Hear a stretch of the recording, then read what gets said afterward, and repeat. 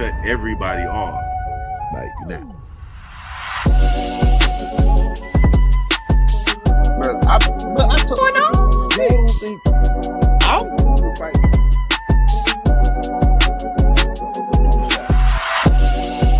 That's wild, bro. Where are we coming up with these questions? Orgy going on? My man said he's a show. She aged like cheese. You got Speak on it, bro. Speak on it. Practically become Bruce Wayne.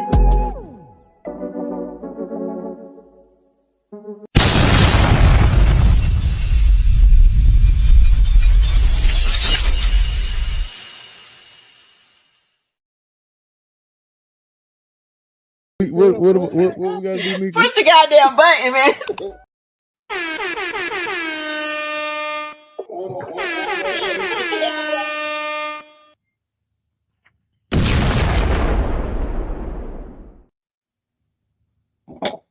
What up? What's going on? What's happening? What is looking like? What it do? What it do? What does it do? Watch too much of the Boondocks, man. That's what happens. Tuesday. We have 2 shows left for our Black History Month. Directed by Black directors episodes. We are doing one final episode this week because we don't care that Black History Month ends in February. We'll do it for the rest of the year, suckers. What's up? That's facts, though. What's up, JJ? What's going on, Chrissy? How y'all doing tonight? Speaking of Black History, we got the Black Funko of the week, the last Black Funko of Black History Month. It is the bald-headed demon, Okoye. The bald-headed demon. But hey, listen, that first movie she got off, but she got off in the second movie too, but I still don't like it. Hey man, listen, I'm sorry. I just can't do it, bro. Hey, sometimes you just gotta be for real about it. I didn't pay to see a funeral. And that's yeah. I wasn't gonna pay to see a funeral either. But anyway, y'all know why we here. Today we got the Rocky franchise is near and dear. So this movie, as it should be, this movie we gonna dive into. Our brother and Duke might be late or might not be here tonight. Not sure, but we'll look out for him. I say because y'all already late. If you're on time, you're late. If you're late, you get fined. What's up, Queen? But anyway, without further ado, we're gonna go ahead and introduce the show. What's up, everybody? We'd like to welcome you to another episode of the Popcorn in Your Beer podcast. I'm your host, Rashad, along with the crew. Big King, 2G's, tunes, the energy, what's poppin'?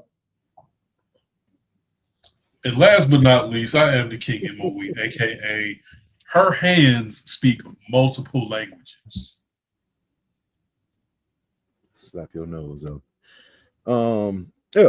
So today, we are going to be talking about Creed 3, part of the Rocky franchise that started off with Creed 1, directed by Ryan Coogler. Creed 3 is directed by Michael B. Jordan himself. And co-produced by Ryan Coogler. What's happening, Blue? Blue's hat. But yeah. So honestly, 3 is probably my favorite of the franchise, but I still like 2 as well. With Drogo or what is it? Drago. Yeah. I think Drago had the better story, but 3 had did. That was a better story to me. This story did feel a little forced. What's up, Kiana? But I still liked it. I like the story and the actual directed and actual scenes in this one was better to me. What up, Keith? So What the up? realistic one in this, I believe he could beat Jonathan Majors. Him beating Drago was a stretch. Cause boy, Hey, listen. Hey, hey, listen. hey, I ain't gonna hold you. Creed 2 But probably had one of the best training montages I've ever seen in a movie. that's because his mama, man, he was praying for the wrong thing. So, he got in his heart. It was over. He got in his mind. When his mama left, he had no more fight. He was like, you know what, mama here. That's what I was doing it for. He was Drago wanted mentally to beat up. He was mentally beat color up. off Michael B. Jordan. He was mentally beat up. Yeah. Yeah, racism in them gloves, boy. He said, "Boy, I'm gonna do you like my daddy did your daddy." Yeah, he lost because his mom's, but still, I don't care. I feel like his mom was I feel like, bro, you see how big that cat is, bro? I was like, nah, nah. Bro. He was supposed to murderize that man. But anyway, Creed 3. When a childhood friend and former boxing prodigy Damien resurfaces after serving a long sentence in prison, he is eager to prove that he. Hello, what's up? Oh, he is eager to prove that he deserves his shot in the ring. The face-off between former friends is more than just a fight to settle the score. Adonis must put his future on the line to battle Damon, a fighter who has nothing to lose, and that boy fought like he had nothing to lose. He was beating the brakes off Yes, he did. Yes, he did. Drago did have to beat him like that. Everybody told him he wasn't ready. It's like a kid. It's like a kid. You got to whip a kid ass. Drago put hands and feet to that man. Everybody told him you better not do it. He told him, "Don't you take your ass in that ring?" Hey, what did he do? What did he do? But that one of them fights where your homeboy tap you on the shoulder. Hey, you sure? You got this? Hey, you gotta take your boy to the corner. Hey, listen, nobody's gonna think you a punk. Okay, let's just walk away. Rocky told that man. He said, Rocky told him don't do it. You gonna end up like your daddy. Oh, I ain't trying to lose too, y'all. Throw in the towel. Throw in the damn towel. Bro, that's one of the craziest. That's one of the craziest scenes in the movie. Throw in the towel. Throw in the damn towel.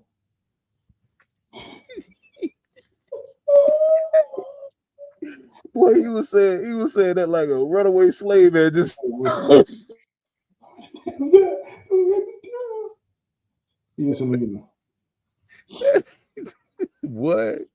He was sweating all hard. He was sweating harder than Apollo was. Goddamn. Hey, if anybody yell like that when I'm getting beat up, bro, I feel like I'm dying. Somebody better do something. Like I'm gonna sit there. Y'all better jump off. I'm gonna be pissed off. Y'all better jump. Look, he's sweating. He was sweating. I'm gonna wonder why at the same time. Why? I'll be screaming too. Bitch, throw in the towel. Hey, if somebody beat me up like that, you better jump in the ring. Throw in the towel. You heard what the man said. Forget throw in the towel. Jump in the ring with me. But anyway, like we need to team up against him because he got something that we ain't got. He knows something. But anyway, Creed 3. Creed 3 basically starts off with Donnie having a flashback of him at a younger age with Damien, Major's character. And they end up going to a fight where Damien is a prodigy. You know, he's an up-and-coming boxer, you know, Golden Glove winner. He's getting ready to take off. You know, he's doing his thing. They both came up as poor kids, orphans, you know, abused orphans at that, which is what starts the path that sends Damien to prison because they find their abusive foster father out in the streets. And of course, little Adonis, little baby Creed done popped off and then knocked him out. You're like, hey, you remember me, cuz? He was you like, remember me, cuz? You remember you? you remember me, cuz? Now you know. Now you know. I'm 8 years old knocking people out. Hey, he can do a little more respect. He had to be at least he like Leon homeboys pull him off and start jumping him. And Dame was like, "Nah, cuz it ain't going down like that. You know what it is." Yeah, they did make it seem like Damian was a lot older than Donnie, and I think he was. It looked like he had to be at least at least 4 years older. Like a 13, 18 type deal, like a you know what I'm saying, like Yeah, a 13, yeah, 18 type of joint, like that, like Dame was in high school. Yeah, like he was like Yeah. 18, and it was like he was like He's 14. like, "Hey man, I seen this dude you about to fight. You know what I'm 14, saying? 14, 15. He ain't really built like that." He ain't no slouch though. Yeah, he got that mean punch. I ain't gonna hold you, like the whole boxing thing, like I kind of wanted to do the boxing thing, brother. And I just realized I don't want to get hit that hard. Like that ain't me. Like, don't hit me hard and feel like I'm about to go out there and we're gonna be cool for the fight.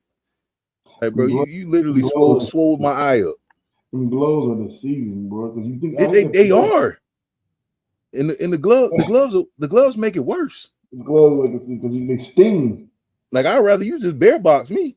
Like, yeah, they sting, bro. They sting. So them gloves feel like it got weight to them. Yeah. So if you can lift and you can swing, oh boy, I'm good. Are you fast? Yeah, them things. Like Floyd Mayweather punches probably hurt like a what? They hurt, bro. Hey, I'm good. No. That's why I never did that UFC fighting. You ain't gonna kick me in my face and we gonna keep fighting. I'm throwing gloves off and I'm pulling the blicky out. You get popped. Because what you mean? Somebody give me the blicky. Because what you mean? You ain't gonna kick me in my face like while I'm standing here and think we about to just keep fighting. Like everything cool. Did he just kick me? Yeah, no. But Donnie is now retiring from fighting. He just had his last fight in Africa, which was a dream of Damien's to be, in Africa like Apollo, like Muhammad Ali, like a lot of the great boxers have gone over there to have these big fights. So even though he was getting whooped up on, right, hey man, I don't know, man. Hey, but hey, announcers be the worst people to like actually do. They be petty.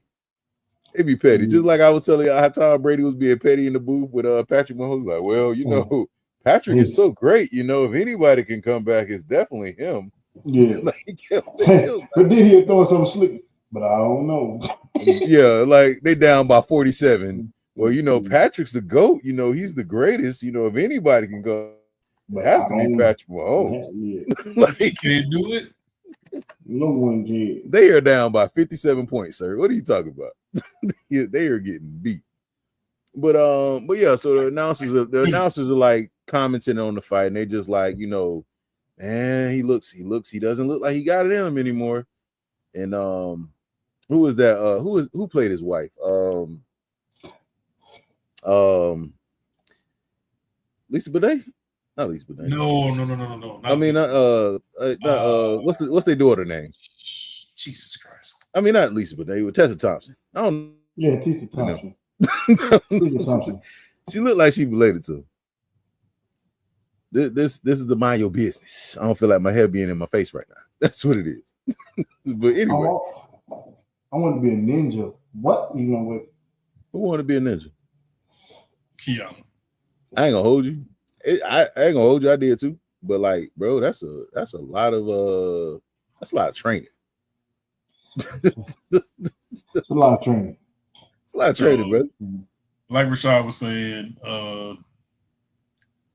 Adonis at this point has been 3 years separated from boxing and opened his own gym, Creed Athletics, and he has this new up and coming. Well, I'm not gonna say new up and coming because at this point he was already the champ. Felix, I think it's Chavez. 15-1. And his mom was old girl from Orange is the New Black. And Bud was actually, you know what I'm saying, in the gym too, getting it in, you know what I'm saying. But he only had like a real small role in the movie. Terrence Crawford. Oh yeah, Terrence Crawford was in it. Yeah. He made a small appearance. Canelo made a small appearance. And basically, Felix got hands. Like he nice with it. It's to the point where Duke is like, yo, like how are we gonna train this man for a fight when he keep running through everybody he's sparring with, and like now we ain't got nobody else for him to spar with. Like he keep punishing. Yeah, he keep beating ass. Like, hold on, I'm gonna let you get back to that. His first fight was against Tony Bellew, right? Who, Felix or Creed? No, Creed. His first fight? The fight he was fighting in Africa, that was Tony Bellew, right? yeah, I think so. Yeah. I think that's what his name was. Let me just see. I know he a fighter. He a boxer. Because they had boxers in the movie. Right. But I thought his first fight was against like Tony Bellew. Because I remember seeing Terrence Crawford. I remember seeing Canelo as Canelo. he was nobody else. I think that was it was him. It was him. Yeah. It was him. And also Felix Chavez is an actual boxer as well. Because he looked like he had hands. He's a real boxer, Well, his intro though. That intro was sick. Fire. That intro was sick. Fire. So Adonis comes out of his office and he's telling Duke, like, hey man, tell him power isn't the only way to win fights. You know what I'm saying? He got, you know what I'm saying, speed and time and shit like that. So he talks to him, you know what I'm saying? Listen to Duke. Hey, whatever you do, listen to Duke. Not something we're gonna do on this podcast. Which if our counterpart was here, I'm pretty sure that was his favorite part of the movie. Whatever you do, listen to Duke. So as he's leaving the gym to go get into his Rolls Royce Phantom SUV. Brother, what was that? What kind of car? It was 3 cars, and I was like, what kind of car is that? Where you buy that at? And how much it cost? And there's a young man leaning up against his car with his belongings on the hood of the car. Hey, not young man. Middle age. So my question is this: how old is Creed in this movie? Because when later on in the movie when he decided to get his get back, it was like, hey bro, you old. We can't turn back. He had to be in his 30s. Yeah, good 30s. But I'm like Floyd Mayweather boxing at 40 something. And no. But Mayweather didn't get hit either, so he didn't take no real abuse. Well, Creed was taking punishment. Yeah, he was always he got beat up every time. That boy threw the ringer. He always lost until the last round. So every fight. Every fight he got knocked out numerous times. That man was father. He was father time. He said, "How many concussions have you had?" And everybody bruised kidney. Boy, you was getting abused, boy. Half that shit came from Draco. So he go outside and somebody leaning up against his car, truck, whatever it is. Draco hit like Ike Turner. Not bad. Boy, what? So he's like, hey, get off of my car, man.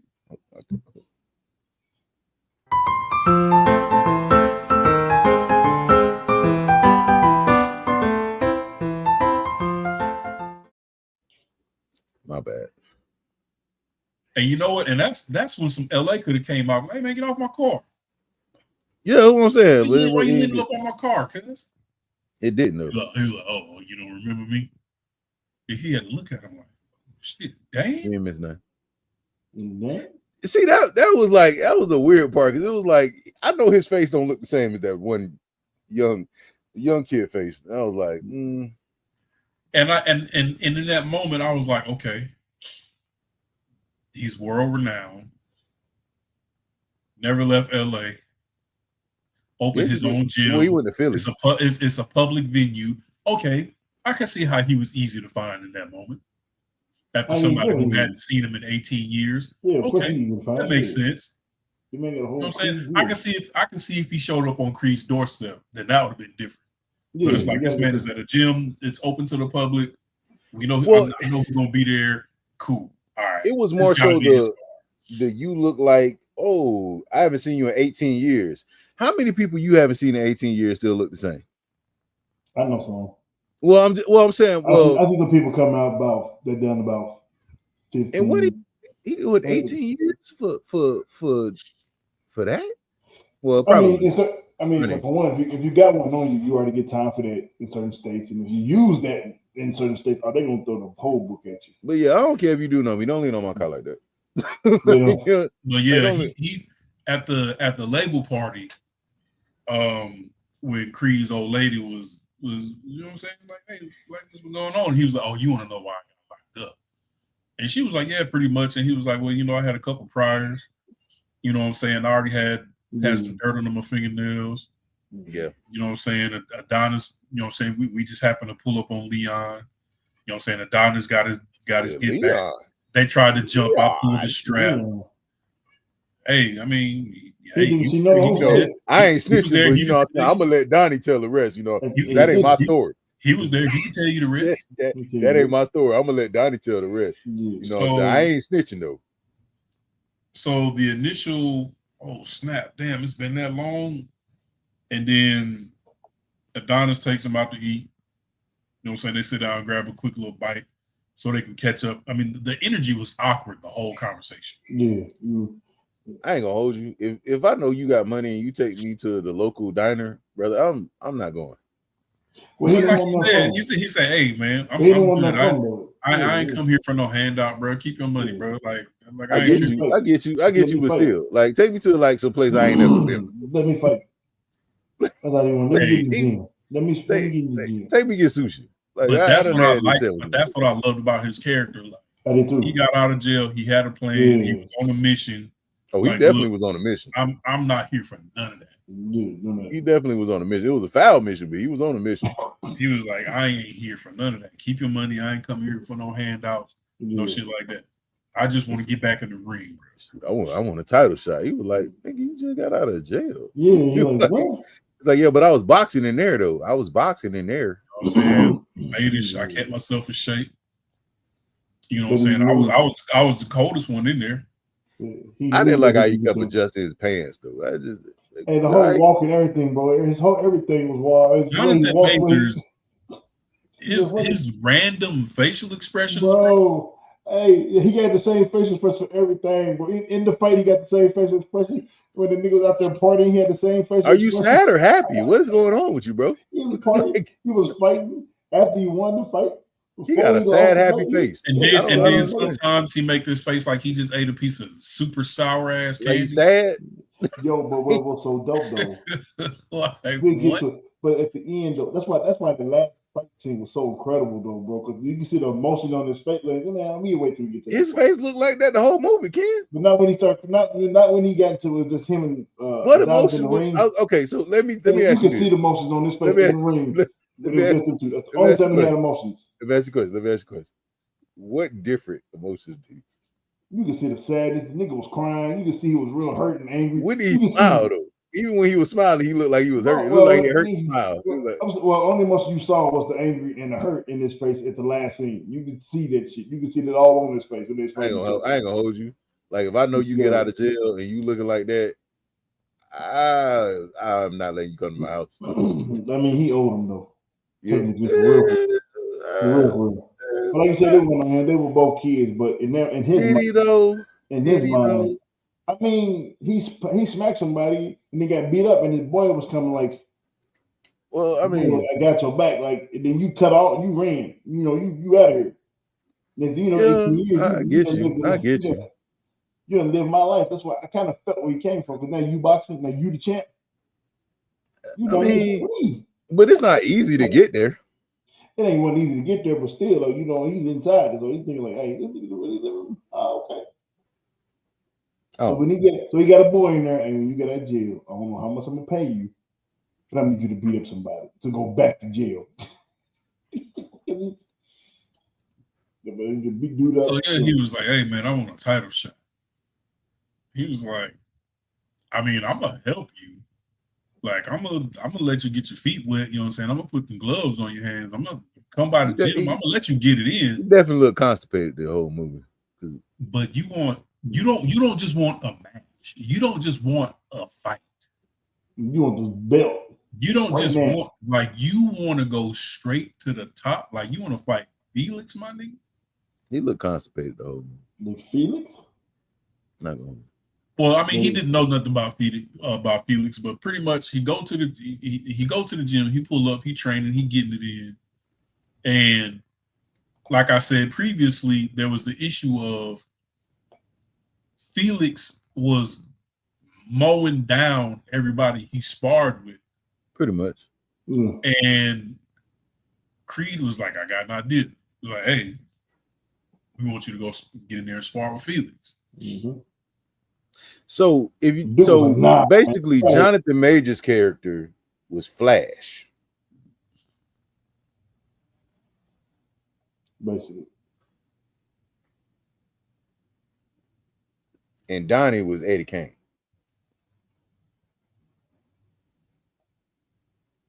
You know what? Okay, whatever. So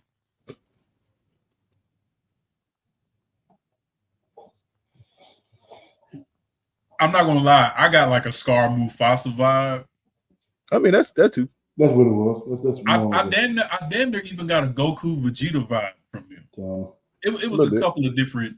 It was a couple of different tandems where I was like, okay, a bit close, but no cigar. Not exactly, but kind of a little bit. Yeah. Agreed.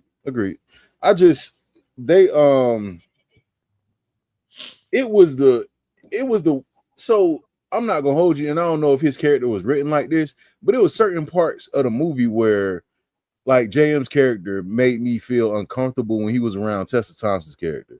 Like they would be talking, and I was like, I feel like uncomfortable with the way that he talking to her. Like, yo, you trying to push up on her? Like what you doing, bro? Like he was asking her questions about like her music. It's been 18 years. I get you. I get that part. He was gonna be a little rough around the edges. You feel me? Yeah, it's like you don't know how to conduct yourself. But if you peep, no matter if it's a boy's home or not, you don't. But if you peeped when they invited them to the house and they were eating and they were sitting on the rooftop, it got to a point where Creed just kept staring at her like, this is a part of the conversation where I need you to go check on Amar. Like because it's like certain parts of the past that Dame kept poking at, and Adonis wasn't even looking at Dame no more. He was looking at his old lady like, because he don't want her to know about them yet. He don't want her to know about their past. I would say one of the dopest parts I felt about this movie was them having a deaf child, and them them playing on that aspect of Tessa Thompson's character losing her hearing, and you know, them having a deaf and mute kid. And it was just like, you don't see people like do that a lot, especially like in these movies. Like she would come out as a perfect kid, you know what I'm saying? Like nothing would be wrong.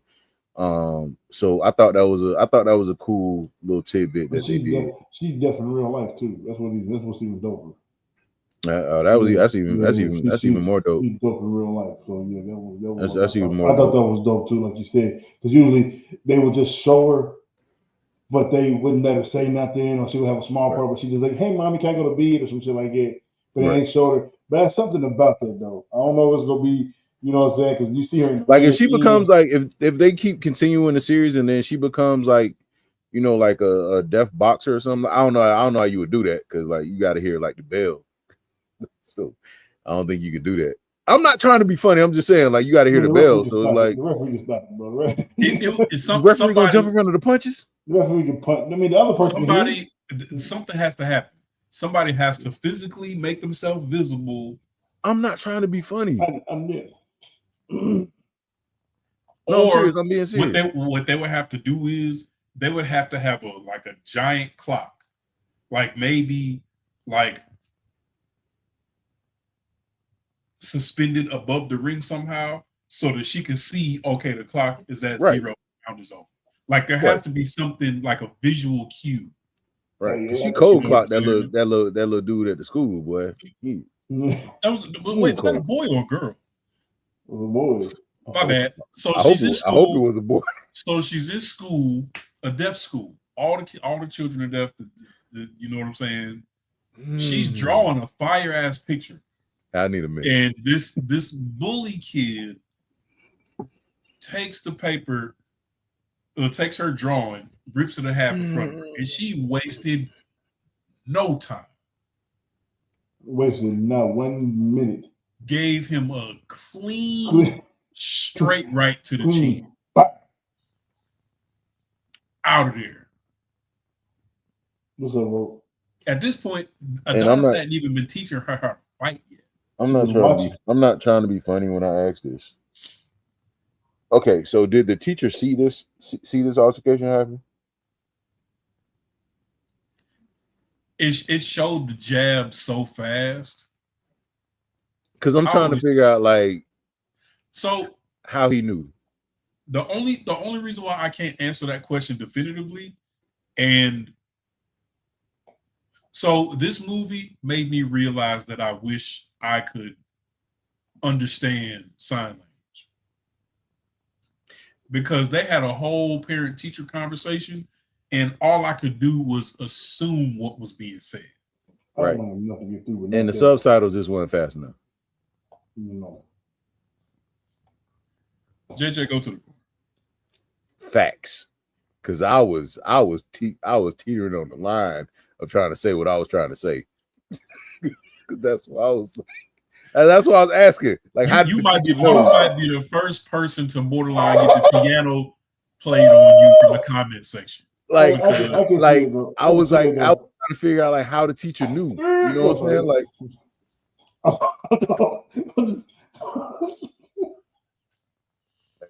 hey, we can't do this again. Can't do this again. I get you screaming agony. I'm just oh, my life I had to fight. Bitch, what? Oh my God.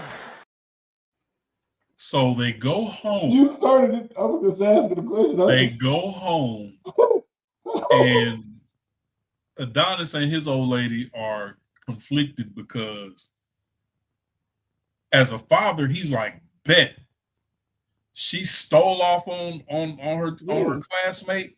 I'm going to continue to teach her how to steal off on people to protect herself. Mm-hmm. And of course, mom, being the sentimental one, being the emotional one, and is like, but how is that going to help her express herself? How is that going to help her use her words to express how she feels? Because you have a track record for it. You don't like to talk about shit. You don't like to talk about and nothing. I don't want her to grow up like that. You know what I'm saying? Because like she could really turn into like a straight up villain with it. Like, no, seriously, because you could do stuff. Like you could do stuff on the slide. Like if the teacher has their back turned to you, you know, and you're at a deaf mute school, like bro, you could literally like punch somebody and run back and sit down, and like the teacher not gonna know what's going on. So it was like you want to teach her self-defense, and that's fine. But I don't want. Hey, JJ got her hands speak multiple languages. But y'all remember in the beginning at the first movie, she every time you hear her, she would be like laughing, so you like that. But well, honestly, I don't think it'll work good with boxing. Because think about it, if you got to use your hands because your trainer is like a person that tells you what's going on. Like so, they're at your corner. They're telling you what's going on. They're seeing what you're not being able to see. So they're yelling out stuff during the fight. So if you get in a fight, you know what I'm saying, you're fighting, you can't use your hands to communicate if something is going wrong with you, and you can't hear anything. So it's like, because if I'm in your corner and I see that the opponent, like if the opponent exposes a flaw in a critical moment of the fight, right, I have to pray that you figure it out. Well, I don't also because then I'd have to wait for the round to be over. I don't think she was all the way deaf anyway. I don't think she was all the way deaf. I think she was like boxing. I mean, when they was arguing, she came out because she heard him arguing. You know, But so I mean, organized she boxing, if she had like the hearing aid, so she don't think she was already I down. don't know. I feel like it would be a bad experience. Like do right? something else. Or organized boxing, I don't see that. But so where we at? We at the part with the. Where we at? So they go home and they're hashing out the situation with their daughter at the school, Oh yeah. and then I believe it transitions to The Donnie, I mean not Donnie, but Damon training in the gym with yeah. But at the when they was talking on the rooftop, and Dame was asking her what she did for a living, and she was like, "I'm in the music industry," and she invites him to the label party. So then now they're at the label party, and that's when she was like, you know what I'm saying? Hey, I didn't know you and Donnie was cool like that. I didn't know y'all known each other for so long. Like are y'all catching up? Is everything good? And he started dry snitching. Yeah. But he probably assumed she knew all this already. Nah. He was like, he did one of them like, man, shoot, man, you know, me and your husband, we used to be messing with the strippers back in the day. You know what I'm saying? Like I was a wild boy, you know what I'm saying? But I ain't gonna I'm gonna let him tell you about that. I ain't gonna tell you. That's basically how he came out and did it. Like it was on some like, yo, I'm gonna tell you some stuff to make you start to question stuff, and y'all start getting, because he was getting in his head the whole time. That like I forgot looking at he this had the movie, master plan. He had the master plan the whole time. So going back, looking at the movie and looking at the way that Damon was moving, like he was. You started to realize like he was doing some real maniacal stuff. Yeah, like even sending the letter, I don't know when that last letter came in, but if Adonis would have read that one letter, he would have found out that Buddy that he sent to the party to mess up Drago. You know, but his mom's was holding the letters and not giving them to him, because even at the initial sit down at the diner, he was like, "I wrote you a couple times." But he looked like you did. And he was like, "Where'd you send him?" He said, "I sent him to Mama Creed. She's still at the same. She's still in Beverly Hills." And he was like, "Yeah, she's at the same house. I just never got the letters." Which is later in the movie you find out the letters came. Which was messed up. She just never which really is messed up considering the situation. That's got jacked up for real. And it's just them two, and you in jail, and you thinking that, you know what I'm saying, your people.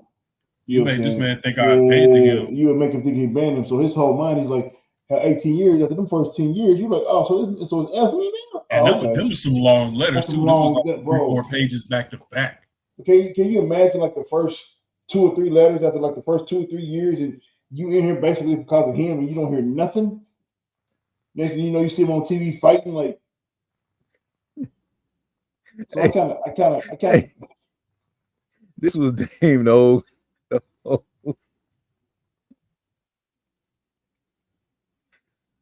Oh, this was this man the whole movie. Say Drake, yeah, yo. Hey, his whole facial expressions and everything was like that too. This nigga was just like he was on some like he was winning every chance he could get. He had the same expression besides the very end of the movie. He had the same expression. So eventually we get to at the label party there was the melee, and they basically injured Drago because Felix was supposed to fight Drago. Drago was gonna beat Felix ass. Buddy pulled out the Drago. Felix is cold. Drago was gonna beat Felix's ass, bro. How were they in the same that size? That's what I was going. Because Drago was a whole foot and a half taller than Felix, bro. A whole 200 pounds and the whole 200 pounds heavier, bro. Like, what are we doing? That size difference was crazy. He was big. He was bigger than Adonis and Creed. And Creed and Felix were the same size. How tall is that dude, man? Well, Creed was a little bigger. How tall is that dude, bro? Who, the dude that played Drago? I think he's like 6'4". Damn, Drago Jr. Crazy, bro. That weight class, look, I was like, that weight class didn't make sense. It didn't make sense. No way. nowhere near. Because I was like, they about to fight. Somebody gonna die. Like, So the melee happens at the label party. 6'4", Buddy went bro. and Buddy went and crazy, pieced up bro. Drago with the police baton, 6 tore his foot ass muscle up, like that. and they gave him a 6-month recovery time. So Felix's mom is like, "Yo, like we can't wait 6 months." You know what I'm saying? Like this, like the coal is already hot in the fire. Like it's time. Like we got to figure something out. Hey, why is dude that played Drago Jr. Why is one of his other names Big Nasty?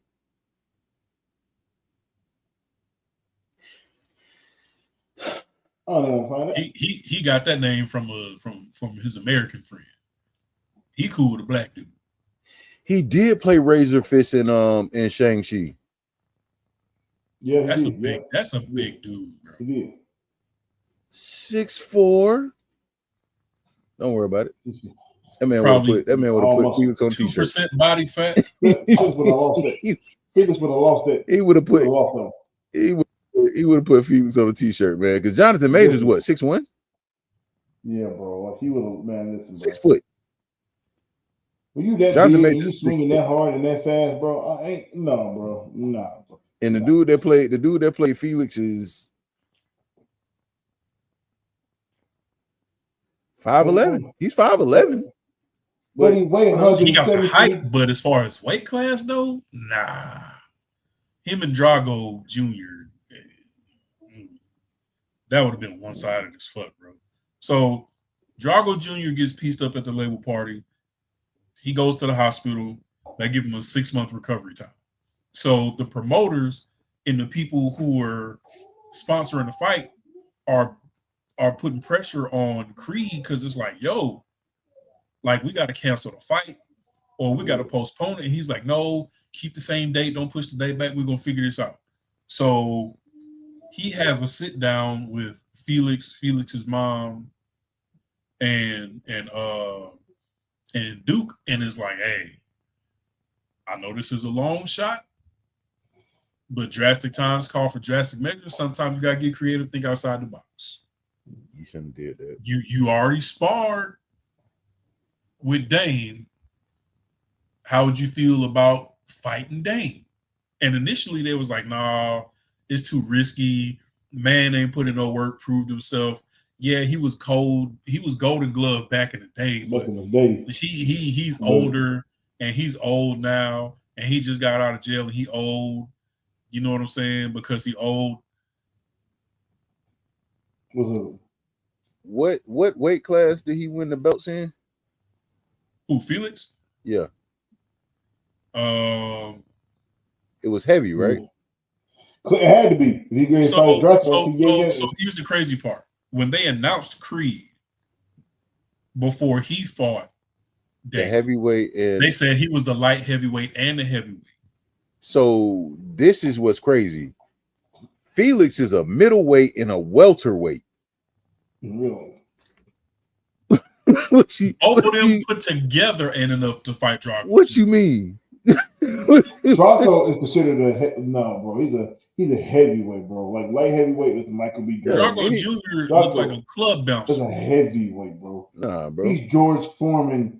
You know, he's not no. Come on, two bro. of Felix's arms put together. Drago's arms. That's wild behavior, bro. So yeah, let me fight. So basically, Adonis convinces everybody except Duke. Duke said no from the beginning. That is a good idea. He said he's a dangerous to replace Drago Jr. with Dane. He said he's a dangerous fighter because he ain't got nothing to lose. And what did he do? He went in that fight. He said he got some moves. He told Adonis, he was like, I got a couple moves you ain't never seen before. He put hands. He pushed the nigga in the shoulder blade. Hands, feet. I ain't never seen that before. He pushed the nigga in the shoulder blade. I was like, is that a real block? Can you do that? I mean, like, you cannot. It's got to be illegal. It's got to be illegal, bro. I mean, wouldn't nobody probably ever do this shit for it? But I said, there's no way. long as There's it's not no below way. the belt, have at it. If they let you punch, if they let you get knocked down and smacked in the mouth, I'm pretty sure they're probably gonna think that you can get punched in your shoulder blade and it matters. You know what I'm But saying? to Felix's credit, he did knock one of his teeth out. Oh, bro, yeah, He did knock one of the damn teeth out because when his buddy in the corner went to pull his mouthpiece out and see that tooth, he was like, oh, and put it right back in. Like, no, don't take that out. Leave it in. in. He knocked one of his big teeth out too. Yeah, he got into that mouthpiece. Why they gotta make that sound? He seen that tooth in that mouthpiece and was like, oh. Yeah. Put that back. Put that back. Put that back.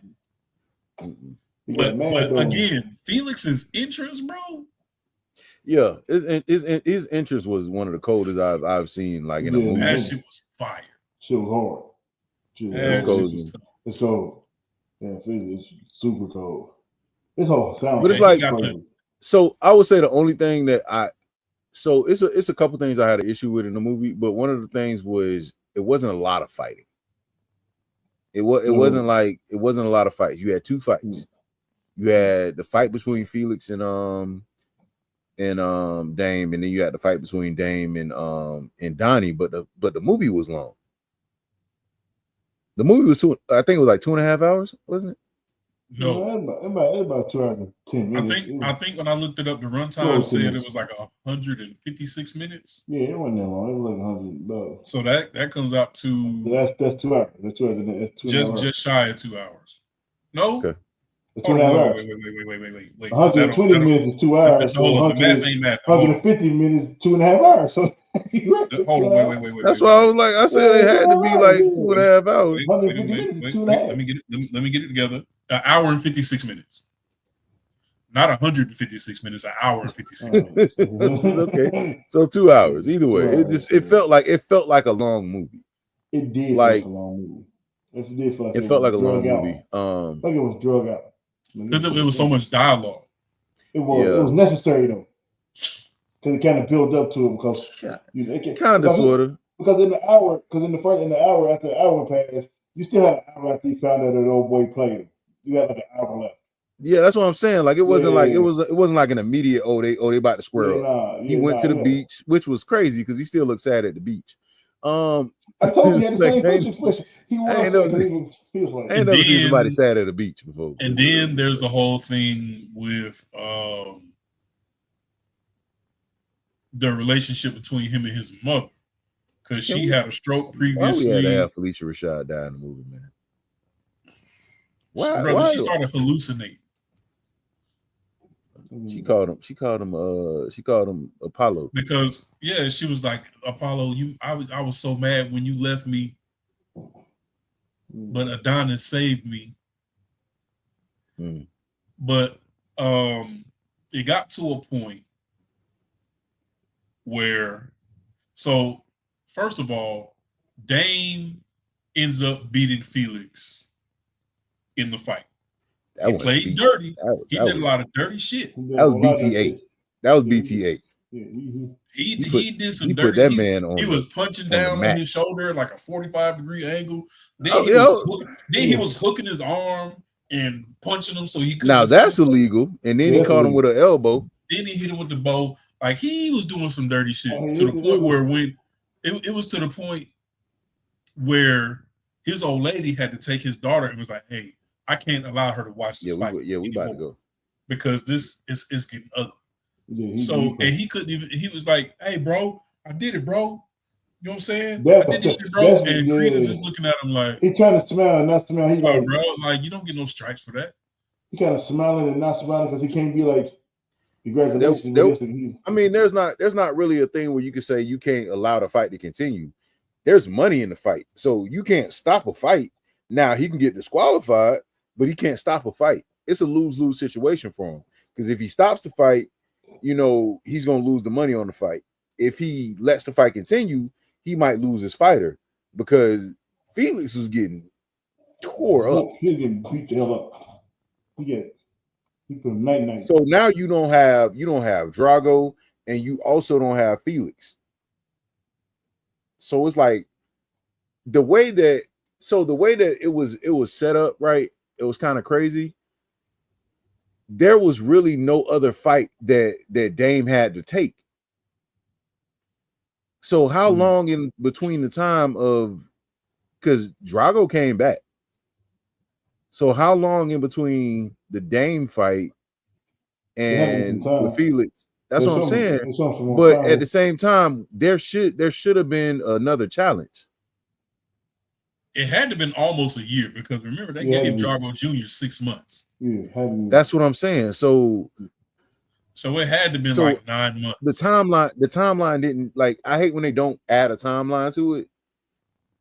Because so they said it was 3 years between Drago got beat up at the label party. He probably would have fought Drago, but he started running his mouth when he went live. Well, because he didn't fight Drago Jr. One because Drago Jr. got hospitalized, and before he made a full recovery, the story had got to the point where Adonis went on First Take with Stephen A. Smith. So how long from the beach with the situation to that point? I'm gonna say about a year. I don't know, but leading up to the beach, Adonis hadn't even made it home from the fight yet. His mother he went to go see his mom and was like, "I need to talk to you." So he goes to see his mom, and she has all of Dame's letters that he wrote laid out on the table, and he was like, "What's all this?" She was like, "These were the letters that Dame wrote you while he was in jail, but I never gave them to you." She doesn't say that word for word in that scene, but that's pretty much what that was. Yeah. She was like, "I was protecting you from Dame because I didn't think."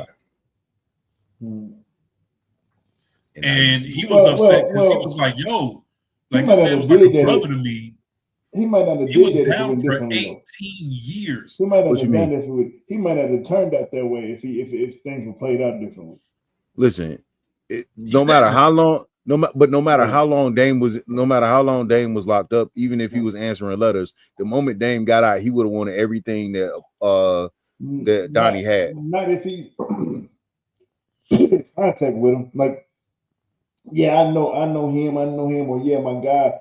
It depends on it, but if you just go cold turkey on me, he might not have done. He went from a love to a hate. Underhanded stuff that he did. You know, he wanted that. No, he probably still would have got it. He probably still would have wanted to fight and all this stuff, but I think he would have went about it in a whole different type of way. Possibly a little closer. Maybe not try to take out, the mosh and then laugh at him and I paid you and all that. So I think he probably would have went about it. He was like, "Man, you ain't talked to me 18 years. I thought basically got married for you." Man, he wanted Donnie's life. He wanted Donnie's life. Right. So because think about it, he was the bigger brother from their childhood. He had the hands. He practically taught Donnie outside of Rocky because Rocky was definitely a huge part of his story. But as kids, because Rocky trained him as an adult, but as kids, he had Dame. Dame was a Golden Glove. If y'all don't know what a Golden Glove is, do your homework. Dame was a Golden Glove, and he used to spar with Donnie when there was kids, and he always got the up on him. And he said, "You know what I remember? You knocking me out." And he was like, "You know what I remember? Me always helping you back up." Right. So his hunger for boxing came from his relationship with Dame. So in Dame's mind, I was always colder to you. I was a Golden Glove. You got hands from me. You got all of this. And all this time I've been better than you. So if you got it. Well, I won't say that he got hands from him, because if you remember in Creed 1, he was getting braced off. That was his arrogance. He left him as a wife. Creed's Adonis's arrogance was what always got his ass whooped. He always had the skill set. He had the hands. He had the back. He was a solid boxer. He was also a blood bag though. He was also a blood bag. His emotions and his attitude and his cockiness and his arrogance is always what got him ass whooped. He walked in the gym with keys to a brand new Mercedes and said, "I'll give it to anybody who think they got hands." And that attitude got his ass knocked out. Well, let me get them keys, cuz. I'm gonna fight Drago. Knocked out. Yeah, him. Oh, It's like, what's the point of being Steph Curry if you got Draymond's attitude? I mean, but Steph don't know. I mean, Steph ain't. Imagine Steph Curry, but his attitude is, who can I use other than Draymond? So I mean, okay, so he knocked the first dude out, the first dude that got into the ring, and then like when he was like who else or something like that, and then that's when Andre Ward stepped in, and he was like Duke was like, man, you want me to do something or something, like you want me to warm up? He was like, nah, man, I don't need none of that, and he went in there and put pause on that man without even it being a conflict. He said, "Oh, now you want to put your headgear on." Yeah. But no, to your point, like I get the whole, if he would have answered the letters and all that, but no matter when Dame got out, if he didn't get it the way that he wanted to, he was gonna get it the way he had to get it. Because 18 years is still 18 years. But not. I don't think he would have used his. I don't think he would have had beef with Adonis because why you're not? not going because you shot You somebody. ran, dog. You shot somebody for him. He didn't shoot him. He just had the gun. He never shot anybody. What I'm saying is though, your job, your thing was to protect him. So all Donnie had to do, because if that would have been the case, he wouldn't have rolled him. If he had to, they both ran. Dame got caught because Dame had the pistol. What I'm saying and is, priors. If Dame was in jail, he would have never wrote him if he thought he ain't gonna have no feeling, because he's a protector. He's trying to protect himself. If Donnie would have got big and he was still writing him down, coming to visit him, hey. But when did he write those letters, Ken? They never say when he started writing the letters. Did he start writing the letters when they were kids? Did he start writing the letters when they were kids, or did he start writing letters once Donnie got famous? At that point, you don't really know. But at the point, he didn't respond to none of them. I seriously doubt that he waited till he got famous to start writing letters. He probably was like, "Hey, what's going on, bro?" And she even said, "I protected you as a kid." She didn't have to protect this nigga when he became an adult. He probably wrote all the letters when he was a kid. Why would she have to protect this grown man? He would have to protect him as an adult because as a parent. As a parent, you're gonna protect your child if they're successful. Not to the point to where he stopped writing them letters. I mean, I'm pretty sure she didn't have to give him as a letters. parent, from his perspective, if you feel like somebody, if you feel like the company your son's keeping is going to be cancerous to you, man, then it should have been way different if he would have kept it. He would have been cheering from him in jail. That's my guy. Bro. That's my guy. Yeah, he's boxing. He's all this other stuff, and then he would have came out. Then he would have been like, "All right, you out." When does your beef for a person start? Because if you notice, when him and Donnie were talking, he had beef with Donnie. He was Baby Creed. Oh, that's all you good for is carrying my bag. The man, he felt like the man. So basically, the scene with Donnie, he said he abandoned being presented with those letters from his mom led to him pulling up on Dame at the beach. Oh, I see. And the first thing came out of his mouth was resentment. Oh, I said, you did get them letters. He resented him because he ignored him the whole time. If he was responding back and forth and stuff, his whole train of thought would have been way different. Well, because he was like, why did you lie to me? But that's not the case. You could tell he didn't get the letters if he didn't know the dude that you sent to the thing to hurt his boy is the dude. He was angry regardless. He said that. You don't write this much letters from to somebody if you angry with them in jail. You don't Why do not? that. Why would you? Why would you write somebody angry a bunch of letters? The man is maniacal. He ain't got nothing but time. How many jail pictures have you seen from somebody with your boy posing? I don't know people in jail. Well, that's my point exactly. You don't get pictures from people in jail posing. That's you showing that you're okay in jail. But you got to think. He only got one was picture. in jail for 18 years. So after all these letters I wrote and you ignoring them, after a while you're gonna be like, oh word. That's what we're doing. You don't know. I'm writing letters and you ain't reading them. You ain't writing back. You ignore me, cuz. You don't turn your back on me, cuz. Don't worry about it, because when I get out, it's on the set. So this is my question. That picture that he sent to Donnie with him dapping up Buddy, right? Yeah. When was that taken? Probably before he got so mad. That means he sent letters when he was a grown man. Yeah. I mean, what's the point? What's the point? So you saying that she wouldn't protect him from Okay, his okay. people? I didn't say she would. That's not what I said. What I'm saying is, it doesn't. When he didn't just start writing. I don't think he started writing letters after he got famous. I think he was like that. It's built up to. I don't think he's like, oh, he's famous now. Let me reach out to him. You don't know. We actually argue about nothing because neither one of us know. I just think, in my opinion, if the nigga was like down with him the whole time he was in jail, even when he got big, still showing him love, maybe visiting him, putting money on his books. Hey, I got you when you get out. His mind frame was, hey, can you help me? Can you put me in the gym? Can you help me box? But if you angry the whole time, your mind's gonna, yeah, I'm gonna use him and I'm gonna play him because shit, he got what I like. That is exactly what he did.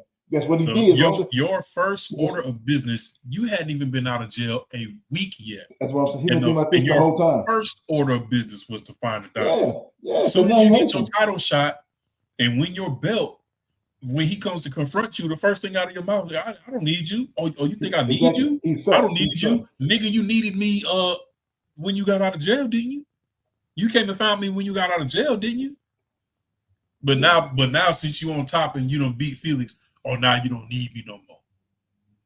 Or now I'm baby Creed. Now all I know how to do is run. Well, because like I said, when he came out with resentment, when he came out leaning on man's car, he just didn't wear it on his sleeve at first. After he got what he wanted, then that's when the truth came out. Yeah. He was beefing with that man when he was in jail.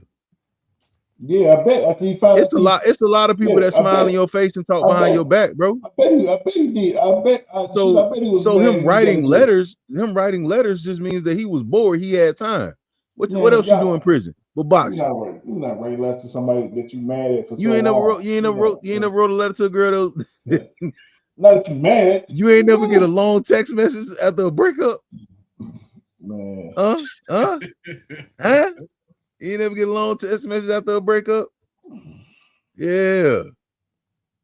I bet them letters was happy, huh? Them text messages was happy. They were long. they was long. It was 20 of them. If that man would have kept a relationship with dude the whole time and she never hit the messages. Because let me ask you a question. You said they were that thing, right? You saw it. Okay. But what I'm saying is, what was those conversations about? You think they was all happy? At the beginning, yeah, not toward the end. When he started responding, when you spend 18 years and you ain't get no response to somebody, niggas get mad when you send a text message and they see the red receipt and they don't respond back. Can you imagine not getting a response at 10 years, nigga? Can you imagine being left on red for 10 years? For 18 years? Get the hell out of here. So if somebody, at some point, he got to take responsibility because he's texting somebody that don't want to talk to him. Imagine being on red for 18 years. That's tough. Yeah, exactly. He left that man on red for 18 years. If he would have responded to this shit, then guess what? He might have, I'm in here. I did what I did. Okay, cool. You go out there and you do your thing. You be just don't forget about me. That's what niggas who get locked up for other niggas. The main thing that says he didn't get locked up for nobody else. He got locked up for himself. He got locked up for the whole thing because if he had a gun, Ken. He didn't get locked up for somebody getting punched out. Bro, he got locked up because he had priors. Because first of all, what were the cops doing there anyway? Because they pulled like somebody called. He went to jail. He wasn't protecting Donnie. He went to jail because they was fighting, and he pulled out a blicky. The other dudes ran. So Donnie ran. He pointed at them and said, we're not gonna do that. They was about to whoop the little nigga ass, and he was like, we're not gonna do that. He telling them, y'all not gonna put your hands on my little nigga. That's what he said. Okay, so let me ask you a question. If he doesn't have a gun, I'm not saying he doesn't have a gun. I'm answer the question. If he doesn't have a gun, does he go to jail? Does he pull out the gun? If he just yes or no? Yes or no? Yes or no? Yes or no? That's not his fault. How you gonna ask my question with a question? Okay. Because that's not. You act like the nigga just walked up and was like, you know what? I feel like he got locked up for protecting Donnie. I ain't never seen that on nobody's case.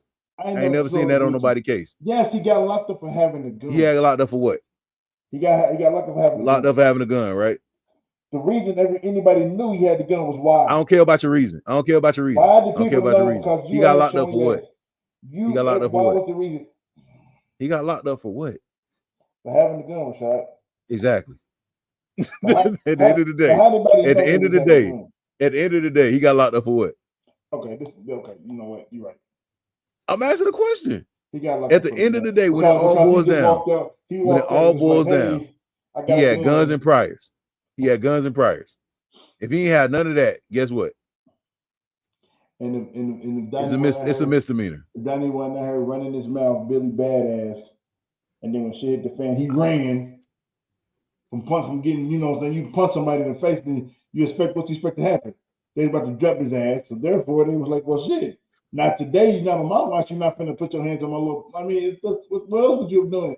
Like, it's what you do. So yes, he just happened to get caught with the gun. So yeah, I'm not saying he wasn't protecting Donnie. I said he got locked up because he had a gun and priors. The reason the gun came out was because he was protected. So my thing was like the whole thing was he didn't just pull out the gun. If they were fighting, if they were just fighting, Ken, if they were just fighting, hand fighting, police run up. If he got a pistol on him, what's happening? If he got a pistol on him, what's happening?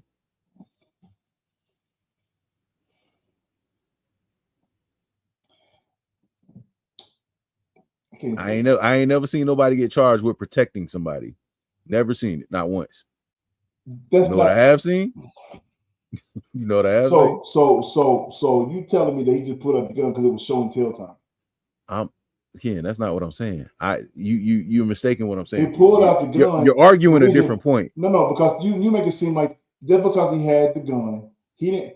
The reason he put up the gun. If they were just in a regular fist fight, and the police came and arrested him, guess what the police gonna do? They're gonna search him, right? They're gonna search him. No, he's not getting 18 years because he had priors. He's getting 18 years because he had a gun. With the priors. With the priors. I'm not arguing your point. I'm not saying he wasn't protecting him. Okay, what I'm telling you is he didn't get years for protecting somebody. He got years for having it. Okay, let me reframe. The reason he's in jail is because Donnie started a situation that got escalated to him having that sort of gun. So that's basically what I'm saying. The reason why the police came is because Donnie was fighting with Buddy. Donnie was fighting with, and he just happened. Donnie started some shit. Now, the reason why is because he felt like protecting him was pulling out a gun and defending him against everybody else. That's the same thing I just said, but in a different way. But that's not why he's in jail. Long story short, if the man would have responded to, I don't think she said they had the letters. If the man would have responded to their man letters, I think it would have had a different outcome. I think he still would have won the ball. I think that's left up to interpretation. I don't feel that way. I feel like he had malice when he got out of prison. I feel like he had malice while he was in prison. He did. I feel like he held a grudge. But I also feel like you don't keep writing somebody until you almost out of prison. And then, you know what I'm saying, like all them letters ain't gonna be nice. Like at some point you're gonna be like, well, dang, bro, I've been writing you for 18 years. You've been left on red for 18 years. I'm pretty sure they got angry towards the end. You've been left on red. And you think, especially when you think like this whole situation, I'm in this situation because of you. Regardless of if I carried a gun or not. It was because of you. It was because he carried a gun. You don't carry a gun? I'm sorry, okay. Like, why are you asking me questions? why? Okay, so Creed. So they were fighting. Yeah. Absolutely. I agree. I feel like he had malice in his heart. The moment they gave him his release papers, that malice started to form. And he just said, you know what? I'm gonna just put this whole plan into play. Because Buddy had to be out of jail for a while for him to be able to do it. Because remember, he was out on probation. So the dude that he got to set up the hit Drago, he was on probation. So he must have just got out. So this was something that had to be timed and planned. So when he did beat him, somebody who got malice in his heart, like whatever, even still when he got out, even after all this stuff, Bro, you know fake people exist I mean, all but day. he wanted to. First person he wanted to like when he won, when he beat him. You see me, bro? Hey, bro, look at me, bro. Like But I did Ken, it. He but wanted Ken, that affirmation from me. If he that had, was after he had ruined his whole thing. Because you do realize him beating Felix affects Donnie's money. Because Donnie's not just he's a boxing promoter as well now. So you just mess with your boy's money, but that's your boy. Your boy that gave you a shot, that's your boy. so he was supposed to go in there and lose. He should have put That's him in not the that's not ring. that's not what I'm saying. That's not what I'm saying. He put things in motion for him to get the fight. So he set up Drago because Drago was supposed to fight Felix. He told Donnie, "Hold on, man, just give me time. I get you a shot." He said, "Man, I ain't getting no younger." So he put the moves into play for him to get to that fight. That man so called out for him when he won the belts, though. I mean, it's hard for me to believe a nigga with that much malicious. Like he might have did some dirty ass shit, but like said, well, if he never found that picture, he would have never known Bro, what happened. He would bro, have it's never known. people that cheat on their wife and go home and kiss them in the face and tell them they love them But with a smile on their face.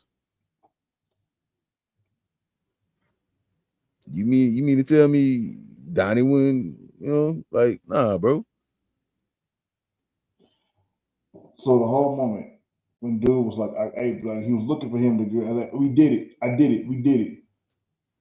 That was But sheer King, he knew he excitement. messed up. He knew he messed up. Well, I can't tell because his facial expressions don't say excitement.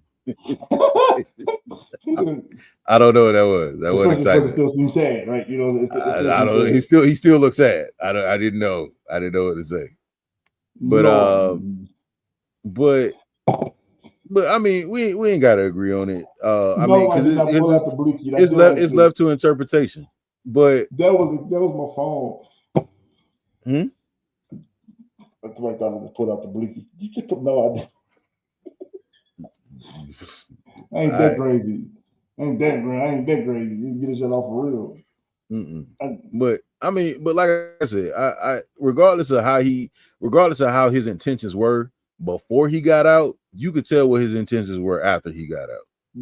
And it was just crazy because that man was all up in Donnie's house. You know what I'm saying? Like met his family, met his daughter. The one person he did meet was now that could have been for a reason. You said the one person he did meet was who? He didn't meet Felicia Rashad's character. He didn't meet her. So to wrap up the beach altercation, he was like, "Yo, you threatening me, bro?" And he steals on Donnie. He was like, "Nah, ain't no threats. It's all promises over here, cuz." Yeah, it's all promises over here. Like it's all promises over here, cuz. So the next morning, Donnie's brushing his teeth, and his old lady was like, "Hey man, you came in late. You know what I'm saying? I was calling you. You ain't answer. What happened to your eye, bro?" I will say like this like whole thing, I kind of resonated with a little bit. Like when he was talking to her, and he was like, "Yo, man, I don't need you to be a therapist right now." It's how she slid it in though. She already sees in distress. So is this about Leon?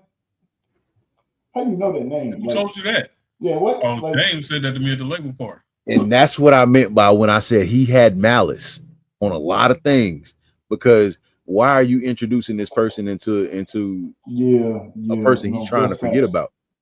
No, that's facts. Like because they didn't talk about Leon until after Felicia Rashad's character dies. No, right.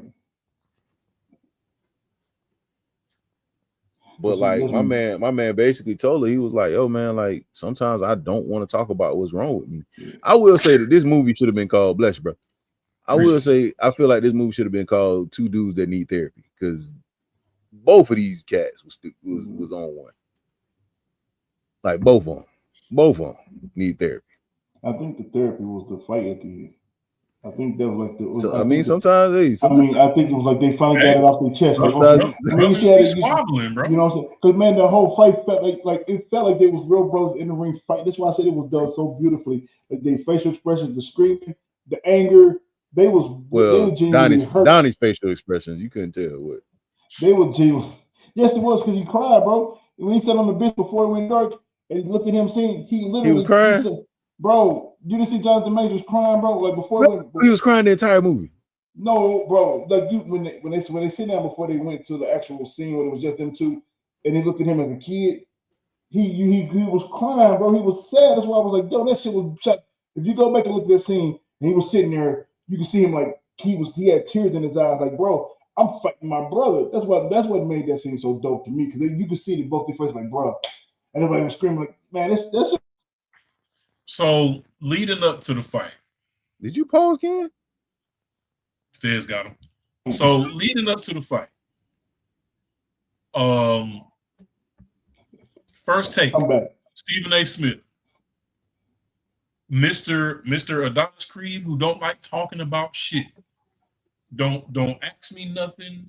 I'm not gonna tell you nothing because you trying to get me to talk about shit that I'm trying to forget. I don't like talking about nothing.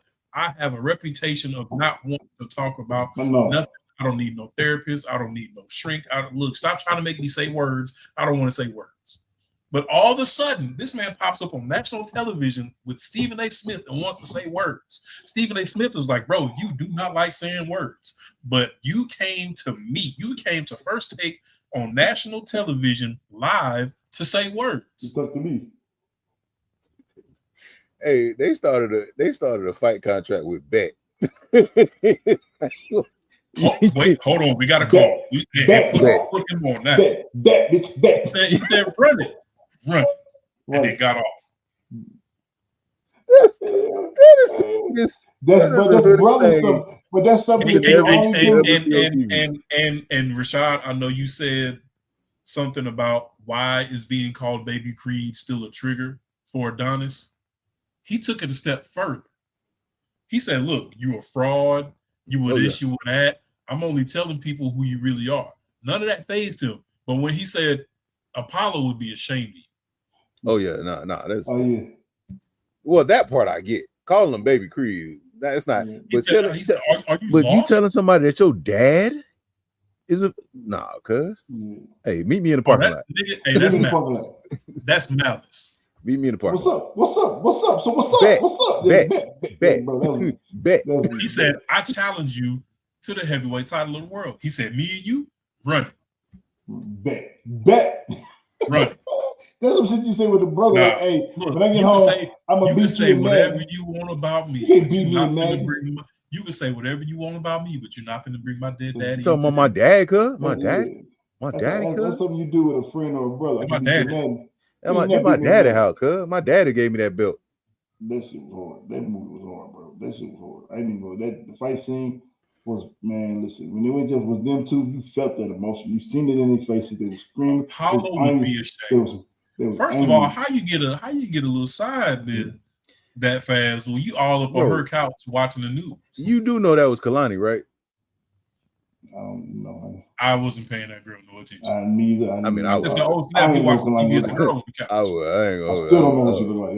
Oh man, you don't know what Kalani look like? No, bro. That's why I didn't. No. Yeah.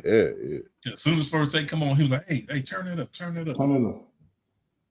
My thing is, like, you gotta laugh. Like, how they letting you through? Anybody just call First Take? Yeah, that's what I'm saying. Like, it wasn't like no screening, no nothing. It's Rick Ross. They ain't like screen the calls. Like, no, we just gonna let everybody talk. Okay, gotcha, cool. Yeah, oh no, let him through right now. Let him through.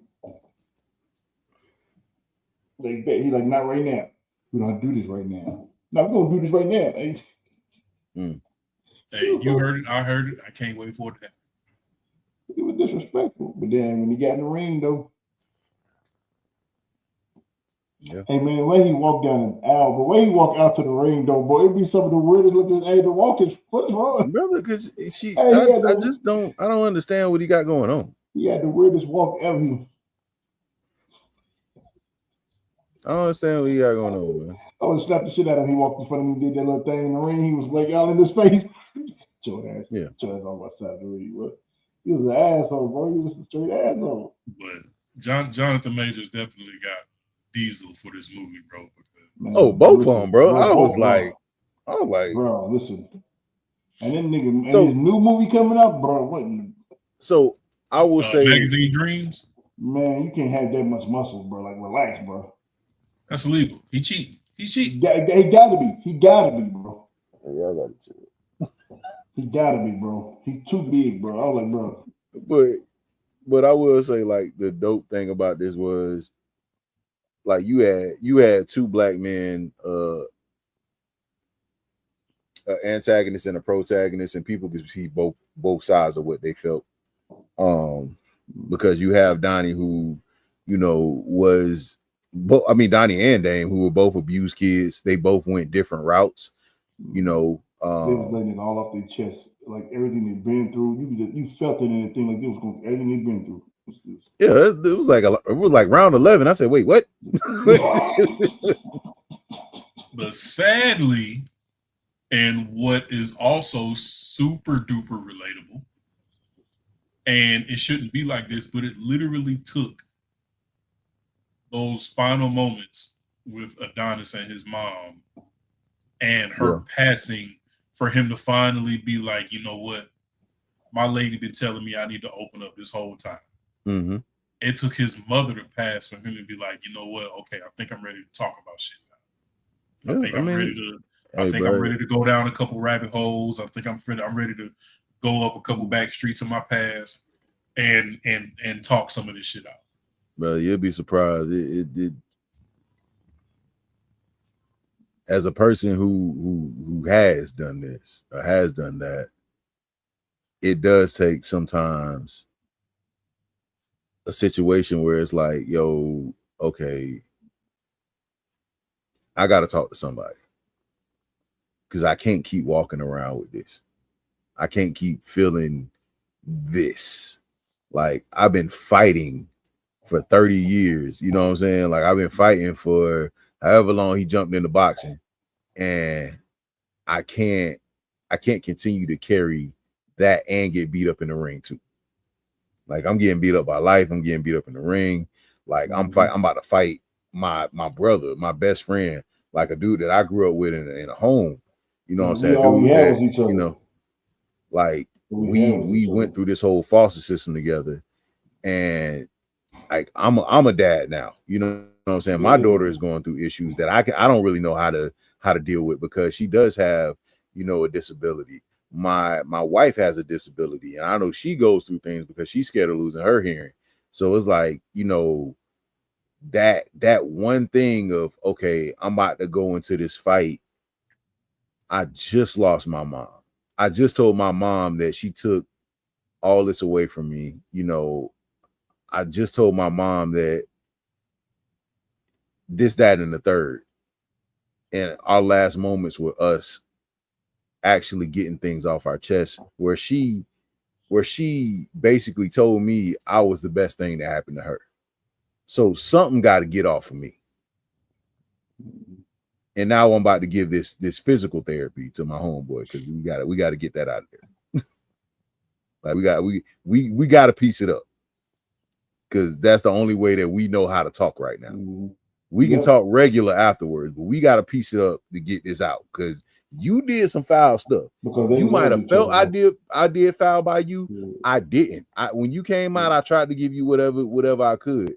But when you came out, you took your thinking of me doing this to you and put into play things that affected me like for a minute.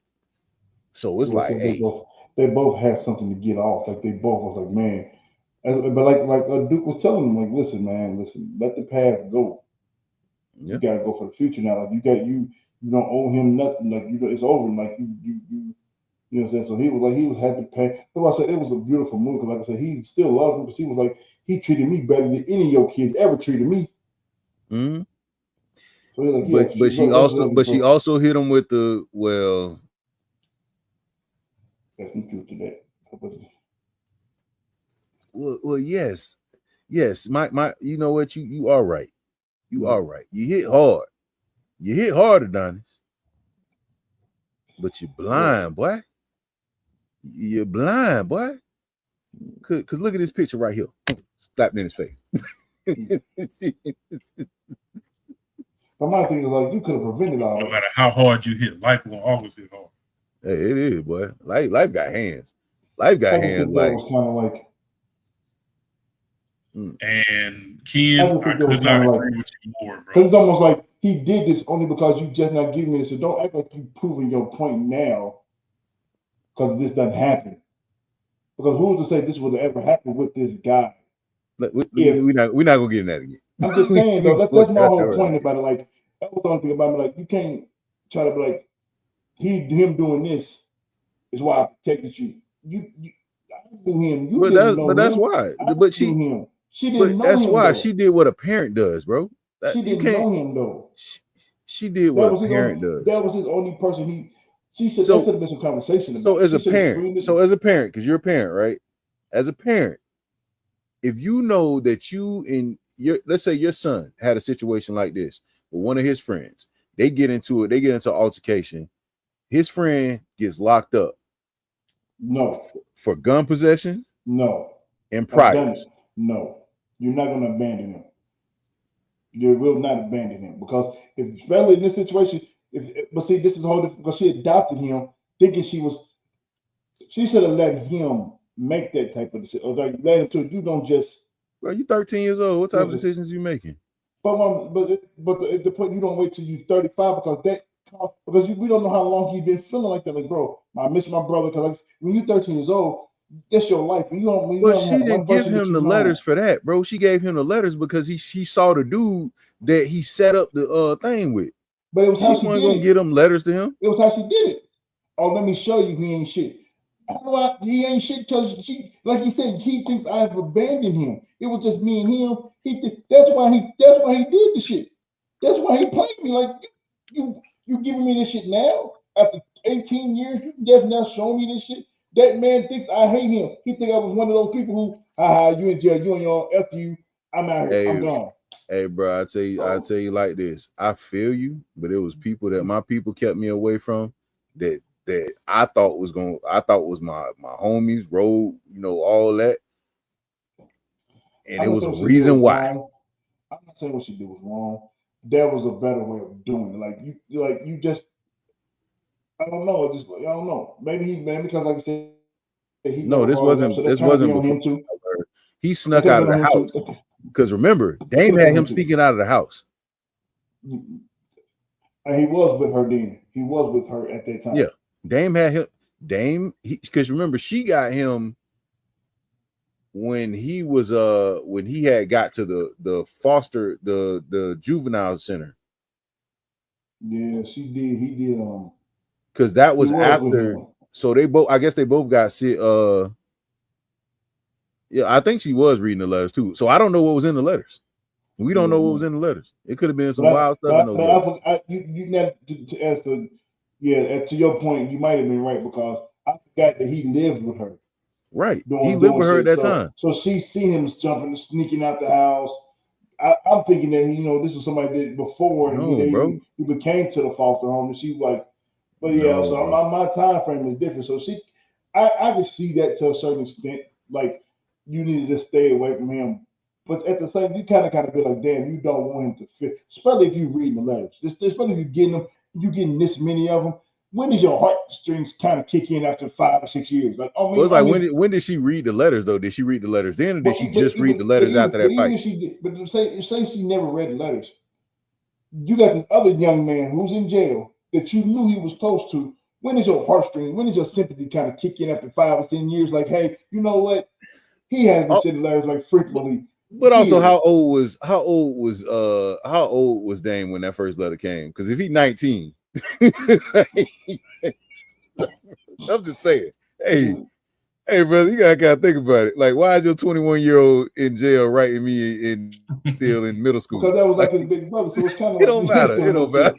So I just think there should have been some time. There should have been some sympathy within there. Nah, like, man. He already in there after 5 or 6 years, and you see this man still getting letters after 5, 6 years. And at this point, you're like, you know what? Your man's been sending you these. Here you go. But that's what I'm saying. How old was Dame when he started? Because he went to jail, like he went to prison, so he had to be 18. Yeah. So Donnie was how old at that time? Probably like 14. That makes a probably difference. Like 14 or 15.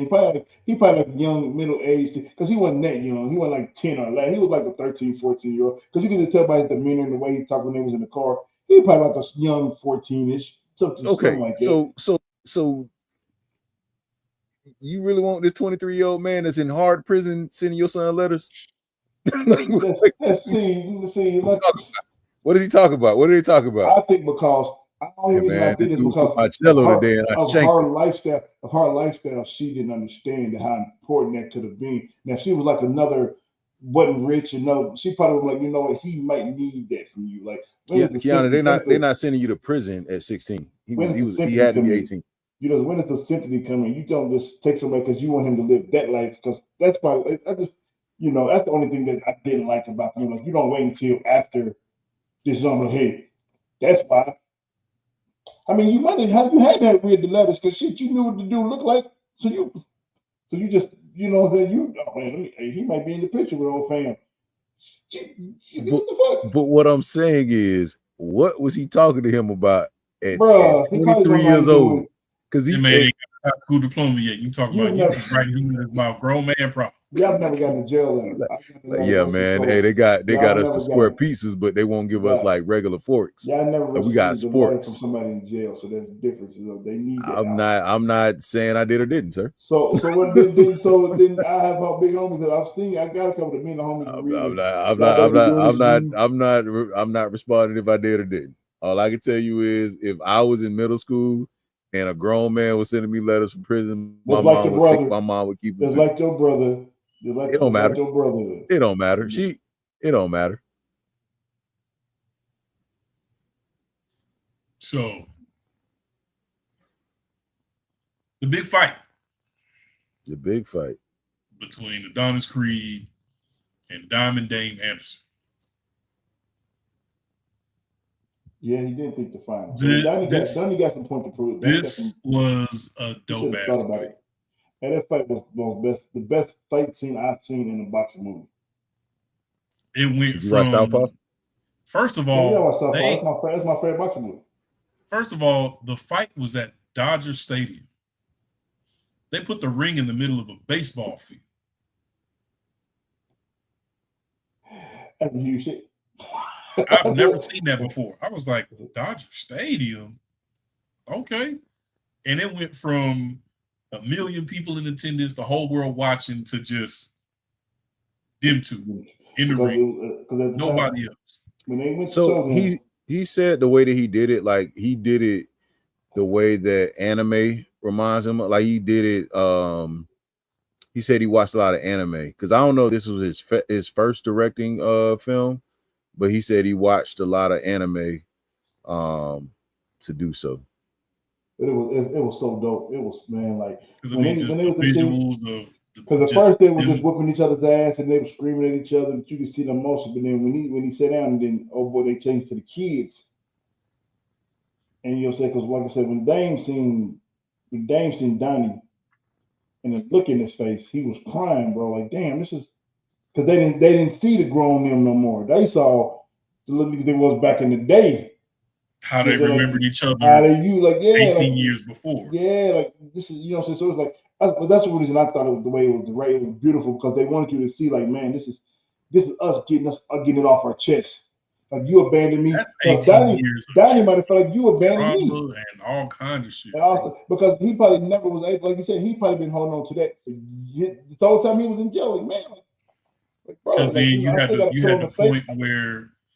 point where Dame got the upper hand on Donnie, and his back was against like jail bars. Man, and then you had the point where Donnie got the upper hand, and he had him in the corner, rope-a-doping him against a pillow. Because remember, when they was training as kids, they used to use a pillow as like a heavy bag. And it's like all the little intricacies from when they were kids. And it's like, damn, here we are 18, 19, 20 years later, releasing like pain and traumas from our childhood that we never got to resolve then. It's crazy. But can we also not remove the fact that Dame might have been doing some crazy stuff that Felicia Rashad's character knew about? Because remember, he was staying with her after he left the group home. Donnie was still there at the not the group home, but what's the facility or whatever. So Dame was still there, or he graduated or aged out, or whatever the case may be. So if he had priors for stuff that he was doing, let's not act like it was just because that she kept him away because, you know, that she probably didn't want him hanging around with Dame anyway, which is why he was sneaking out of the house. I mean, yeah. I mean, to your point, she probably didn't want him hanging around. Like, so there's a reason why them letters was kept. She ain't just keep him because he was a nice kid and she didn't want him reading the letters. Let's not act like that. My thing is like, at what point after so many years do you still, you know what? She should have wrote him and said, "Stop writing my house." But then all of a sudden, somebody that he don't know, like you want to see what kind of bad guy he is. Then all of a sudden, when shit hit the fan, oh yeah, by the way, told you he wasn't shit. Cause look, 18 years later, the fuck, like it's voided right now. It's not in void because you don't know what his life could have been if you would have just let me talk to him and you don't know what his life. So now, but she didn't want. How you know? I guarantee you, she didn't want him talk. She didn't want him talking to him in the first place. Because that's why he was sneaking out the house. Exactly. That's why he was sneaking out the house. I got that. But he was sneaking out the house. But at the same time, if he would have seen something like the middle, I just give him letters for what? I'm not giving you letters to. No, don't wait to the end. Like, no, I told you this is what kind of person he is. I'm not saying people that do stuff that have priors and things like that are bad people. What I'm saying is, I don't want my son hanging around him. I'm not giving him no letters for nobody. I don't care. You ain't getting no letters. Man, listen. What you get letters for? Lifestyle is different. Because if you look at the lifestyle is different because there's different things when you're in jail, but at the same time, don't wait to.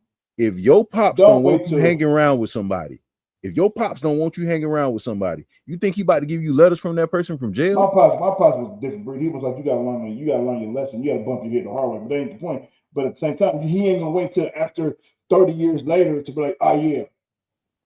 That's why I did it.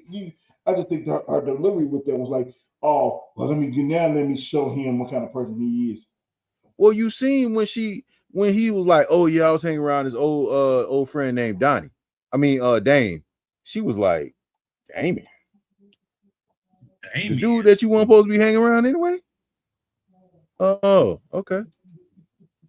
That's my thing. I just think I understand her whole because she's a mom. She was trying to protect him. I understand it. I just think things would have been different if he had the ability that he was able to after so many years. We're not talking about 3 or 4 years. We're talking about damn near 20 years. Like you go from 18 to 28. I'm gonna tell you like I'm sorry. I mean 15 to 18 years is what 30 something. So it's like if my daughter ain't supposed to be hanging around with somebody and they go to jail and this is the charges that they have, that person better not write my house. Man. I'm gonna write them back. Don't worry about it. But yes, this fight scene between them was absolutely amazing. Her work was absolutely amazing. Because that shot where he got hit in the gut. Hey man, and then the shit flew off his back. The sweat went off his back. I said, I don't never want to get hit like that in my life. His eyes was like, well, you hit me like a. And that's why I think he got the anime like vibe from because because that absolutely was when Goku showed up to Namek and hit Raccoon with the one hit quitter. That's what that was. Had that man in the fetal position until he died. Standing up. Ooh, I said, boy, that got to be the hardest gut punch I ever seen in my life. Well, don't ever hit me like that. Don't ever hit me like that. We ain't done with that. Blew a hole in the back of his shirt. I ain't got time for that. But yeah, and it just always seemed like Donnie just get up at the last minute to fight.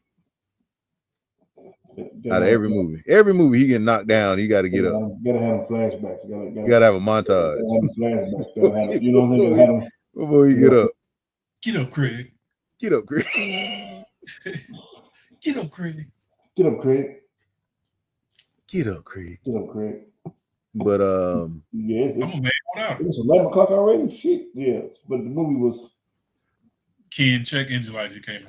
Well, my shit came on at 10:05. he was arguing, so he didn't even think about it. He You're argued right. his point. He argued his point. He wouldn't even think about it. He was like, He got to a stop sign. It was like, shit. Oh, now we back. Now we back talking regular. Hey, Yeah, it's 12 o'clock. I'll give this movie 5 stars. I don't get too many 5 stars, but if I just got to go about a story and the sheer entertainment, after seeing it for the second time, because I honestly didn't remember it. Like I said, I saw it in the theaters, but I never watched it in its entirety at home. And just how good it really was, and like the details that I missed in the theater. Because to me, you don't get the same experience at home that you do in movie theaters. Like you just at home, you get to see, especially what we do, the details and shit like that. Because I didn't notice all of the details. I didn't notice him crying in the movie theater. I didn't notice all that shit. Because his facial expression stayed the same. The man was crying when he said that, man. Which means he was not. Donnie was not Donnie. Dane was crying on the beach. He was crying on the beach too. Dane was crying when he sat down, man. He was sad about this shit. That was like, yo, but he knew what was like, man, I gotta fight my little brother. Like, this is crazy. Both of them, this shit was beautiful, bro. Yeah, he was sad the whole movie. How you know why he was sad? Hey, bro, if you go back, do me a favor, when you go back, go to that scene when they sit down, you're gonna see in his eyes, damn, this nigga really was crying. No, boy, his eyes was watering. He was done for. He was boo-hooing. He was, man, he was crying, bro. You mean to tell me his face didn't look like this the whole time? No, bro. No. When he fought him in that scene, when he sat down, that man was crying, bro. He was hurt. Ain't it? No. He was hurt. That's him in the same face. That man was crying. He was hurt when he had to fight his brother. When he sat down and they was looking at each other, and before it went to them, just them two, his whole face.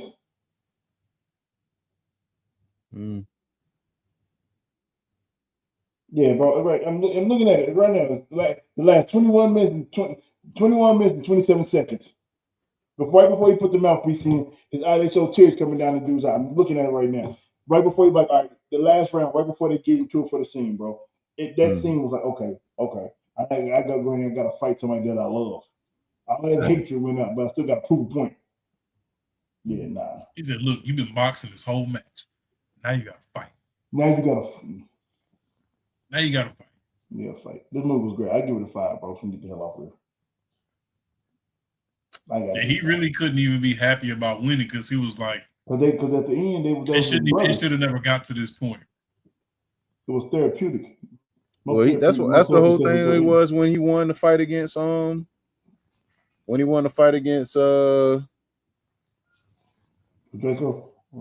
No. When he fought, when he fought Chavez, like he was looking at him, he was like, bro, I don't know what you want me to say. like you just beat my top fighter. I can't congratulate you right now. Like I've literally just lost my best fighter. Like, and you beat him on some fuck shit. Right. You cheated. Like you actually cheated. You fought that nigga like you fought the niggas in jail. Like he's in an ambulance. Yeah. He ain't coming back. Like that was no blood, no foul. That's how you fought. You fought him like he owe you money. But he sure was looking for him though. He was looking for him though. He was like, hey man, hey bro, you ain't gonna congratulate me? Like, hey bro, look, we did it. Read the room. He looked down like, read the room, bro. Nigga. Because that was his brother, man. Yeah, it wasn't his brother then, but he lost all that money. His brother. That's what he thought. He's like, I told you, bro. He was like, what you doing? I told you.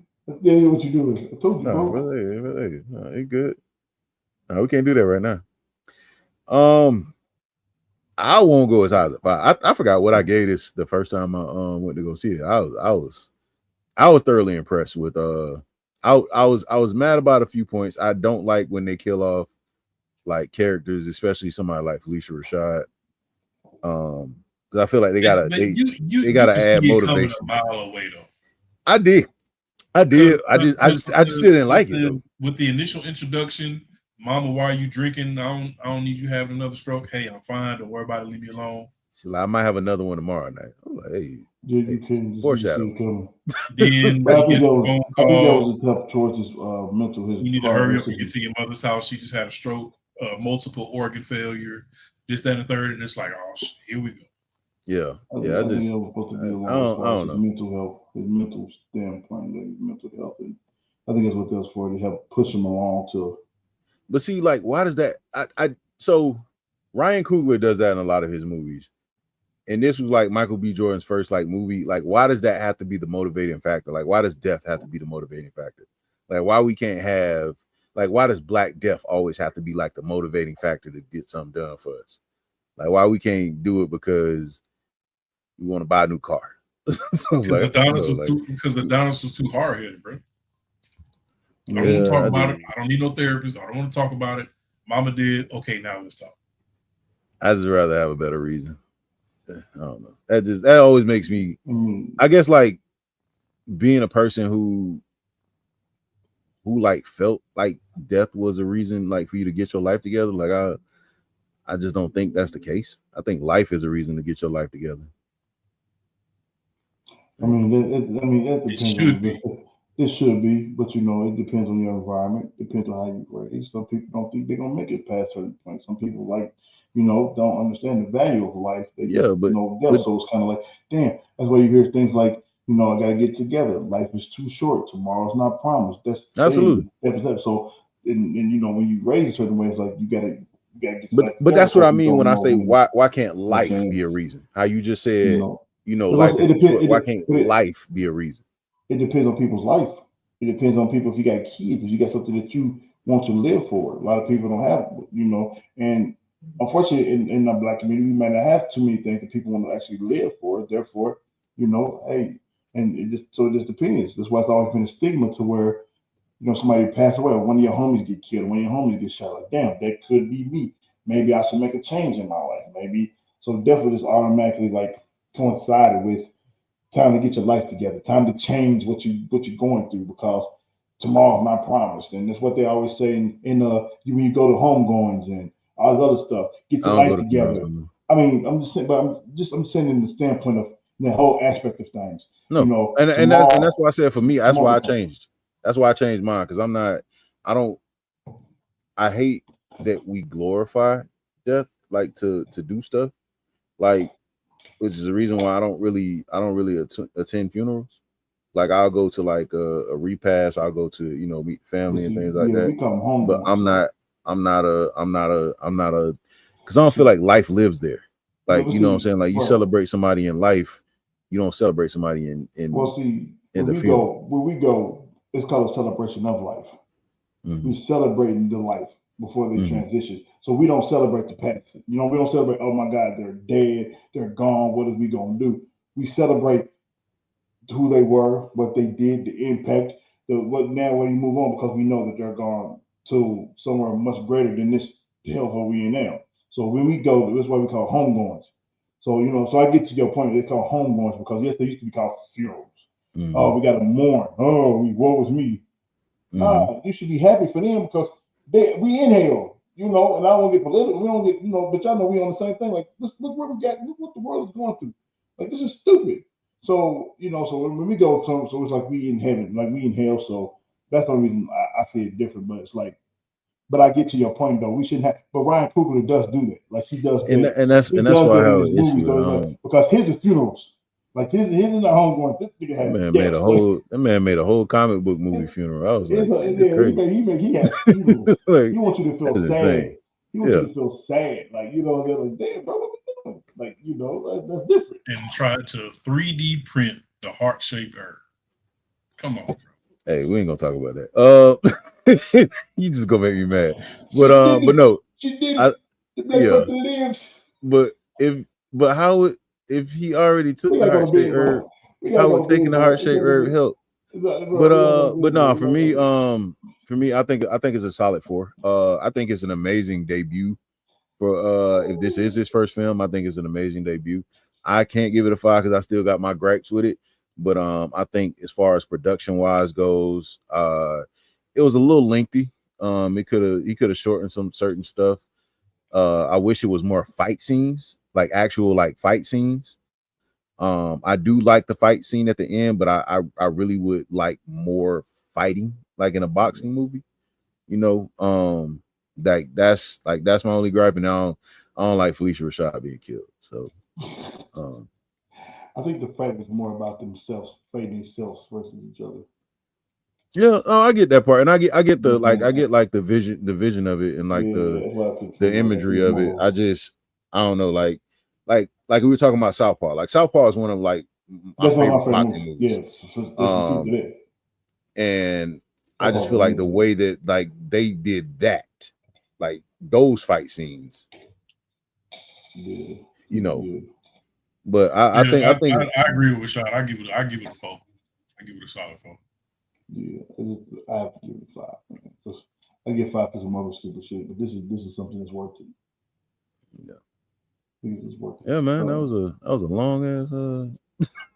Long shit. Our review is as long as the movie. We spent longer than the movie. This was 150 minutes, man. Yeah, we spent. I mean, I think like the open dialogue, and I think like that's honestly like movie, interpretation of how people feel about certain things. Like that's what makes it beautiful. It's opinions. Everybody has an opinion. We want to get our opinions out there, but neither one of us is going to convince the other to change our opinions on anything, and that's cool. Like, I want anybody who watches something to have their own opinion on something. Like, unless it's a movie that I feel is going to ruin your whole life, like I'm never going to say, yo, don't go watch that. Like, me and Rashad very rarely agree on shit. I mean, that's because you like Fast and the Furious, cuz you got time. Here we go, bro. I know what I'm getting into. I ain't got time for you, man. I ain't got time for you. You want to see people you complaining about this being realistic or something. You watch Fast and the Furious. I hate you. I hate your face. I know what I'm getting myself into. Man. If I don't see some stupid shit, I'm angry then. Look. Well, now you're gonna be angry because it's gonna be regular street driving again. That would. That's gonna piss me off.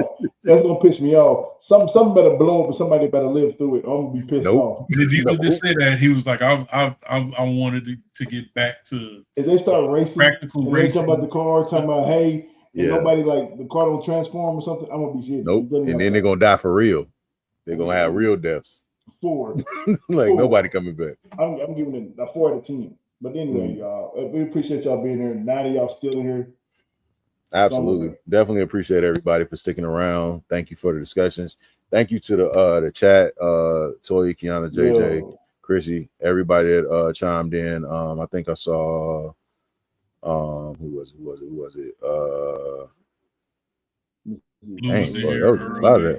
Blue was in here. Pam Entertainment, thank you so much for coming through.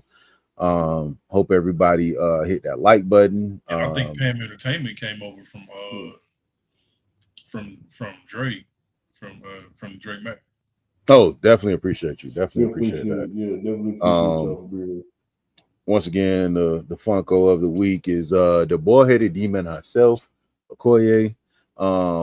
On Sunday, we will be reviewing the OG Black Panther, starring the late great Chadwick Boseman, Lupita Nyong'o,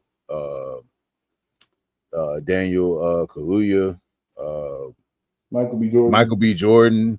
The list goes on and on. It was from Walking Dead. Yeah, Danai Gurira. The little kid who was a little kid in this movie. Forrest Whitaker. They ain't got to forget Forrest Whitaker was in the movie. The strength of the Black Panther. I'll be strict away. They could have got me. They could have got me. They could have got me. Somebody call Forrest Whitaker. We're going to kill him with this. We're going to kill him with this. Forrest Whitaker. Forrest Whitaker. Definitely appreciate you fellas. Definitely appreciate the discussion, man. I mean, like I said, we all come from different walks of life and do things differently. So it's always good to have, open dialogue and open opinion. And that's the great thing about this podcast, and that's the great thing about how we do things. Everybody can bring their own visionary, and nobody listening to me, regardless of how many movies I've seen. These fellas have their own opinions about stuff. So, especially mine, because that shit. Yeah, whatever. You like Fast and Furious. Shut up. Yeah, it's my shit. That's my shit. So good. What's the other one? What we reviewed as a Meteor kid, like Meteor Man. Good night, Kiana. Thank you. But yeah, man, I'm excited about that Black Panther movie. You know, it's crazy, man. I didn't even I did a review for it, but I never actually did like a video review for it. Like I never did like any kind of discussion on it, because like when it came out, like it was still early. It was like what, 2008? Yeah, it was done before Avengers and all this. Yeah. He made a debut in the Civil War. No. It could have been 2008. It had to be like. It was like 11. No, 2018. I'm sorry, 2018. That's when that's when that's when it first came out. I know it was 8 in there somewhere. I was like, wait, but nah, 2018. But no, that's when the first movie dropped. But I definitely look forward to talking about that one. That one is near and dear to my heart. Like, it really like rekindled my love for comic books. T'Challa and the Black Panther is one of like the first book I've ever read is like a comic, like period when I was a kid, like the old school, like where he fighting the Ku Klux Klan, like damn. And you ain't never seen nothing like that before in like comics. So it's like it was really revolutionary what they were doing with the character. So when I saw it became a movie, bro, I was worse than the kids. I was worse than the kids. It was like this where all the Funko started. So yeah, I'm definitely excited to talk about that. You got anything before we go? You got anything? Appreciate y'all being here when it was late. Uncle B, Duke, love you, bro. First lady. Whatever you do not listen to Duke. You know. Hey, listen, whatever the movie said, take that and scratch it. Facts. Not listen to Duke. Yeah, but yeah. Damn, what am I about to say? Good night. That's all about. I was about to say something. It's been another episode of Poker to you, big. I was about to say something, boy, but that ADHD boy be kicking my butt. Hey, we appreciate y'all for stopping through. It's been another beautiful episode of the Popcorn in Bed podcast, along with my homies, fellas. Big Kid, 2G, 2N, you know the energy. Well, good night, y'all. Last but not least, I am the King MOE, aka her hands spoke multiple languages. Be safe. Yeah. Love y'all. Don't forget to brush your teeth and come back on Sunday. Black Panther. T'Challa, Black Panther, Wakanda Forever. We'll holler at y'all. Peace. Send some love to our peoples out there too. Send some love. Don't be ugly. And show expression like Jonathan Majors. The nigga was crying, man. Pussy goddamn, bro. He was crying, bro.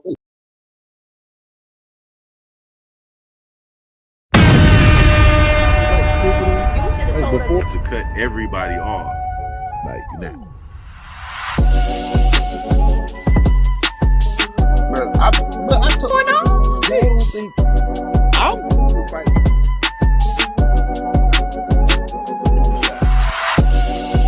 That's wild, bro.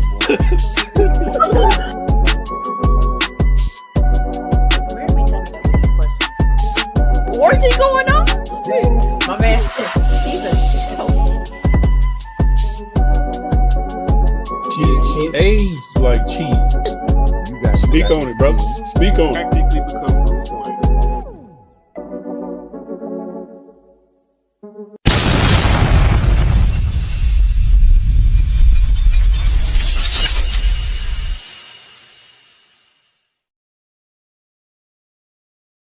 Bruce Wayne. What we gotta do, Micheal? Push the goddamn button, man.